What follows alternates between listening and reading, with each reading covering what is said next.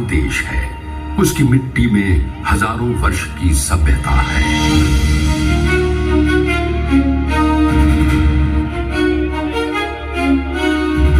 पर उसी मिट्टी में गहरी दरारें भी थीं।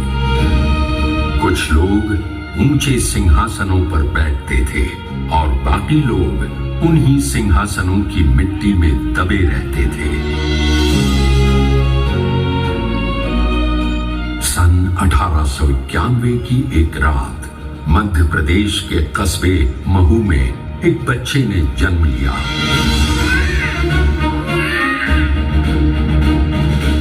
कोई ढोल नहीं बजे, कोई शुभ दर्शन नहीं हुआ, कोई जाति पुरोहित नहीं आया ये कहने कि ये बालक भविष्य में महान बनेगा।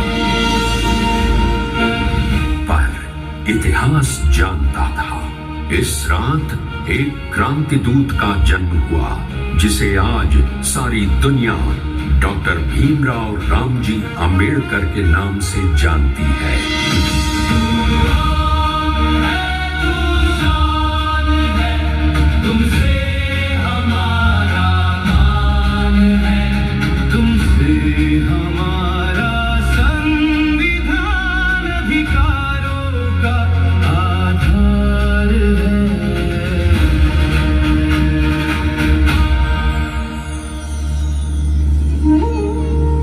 भीमराव की मां भीमाबाई बीमार रहती थी।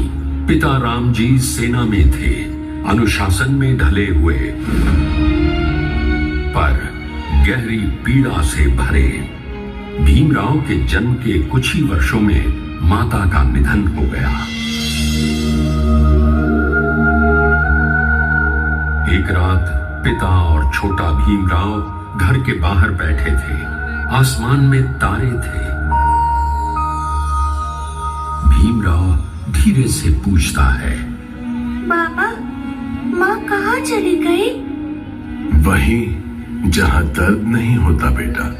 हमारे घर में दर्द क्यों होता है? स्कूल में सब हंसते हैं, कहते हैं मैं अछूत हूँ।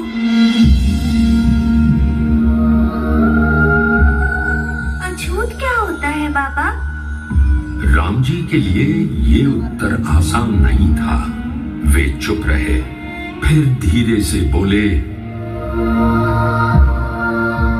अछूत ये शब्द दुनिया ने बनाया है। मेरा संविधान स्वतंत्रता को नींव बनाकर ही टिक सकता है। पूरा सदन चुप हो गया। बाबा साहेब ने संविधान की हर धारा केवल पढ़कर नहीं लिखी, इसे जी कर लिखा था। जब उन्होंने मौलिक अधिकार लिखे तो उन्हें याद था अपना बचपन, जब उन्हें पानी तक नहीं दिया जाता था। जब उन्होंने समानता लिखी तो उन्हें याद थे वे दिन जब किसी ने उनके हाथ से नोटबुक लेने से इनकार किया था। जब उन्होंने अभिव्यक्ति की स्वतंत्रता लिखी तो उन्हें याद थे वे लोग जो आवाज उठाने पर कुचल दिए जाते थे।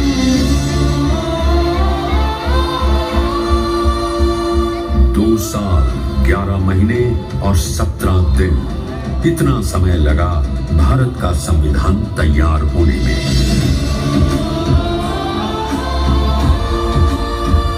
डॉक्टर अंबेडकर ने सैकड़ों पुस्तकें पढ़ी, दुनिया के 60 से अधिक संविधानों का अध्ययन किया और भारत की जरूरतों के अनुरूप एक संपूर्ण, आधुनिक और न्यायपूर्ण संविधान का ढांचा तैयार किया।